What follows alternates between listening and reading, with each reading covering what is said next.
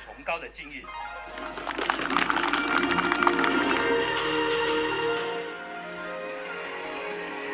助力乡村振兴，青春立功，哇！为美丽乡村代言。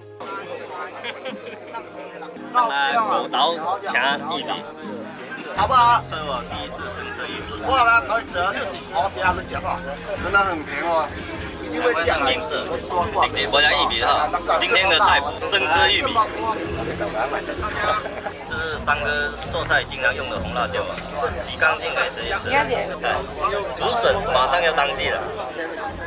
江东这边啊，物产丰富，看这些都是江东特产。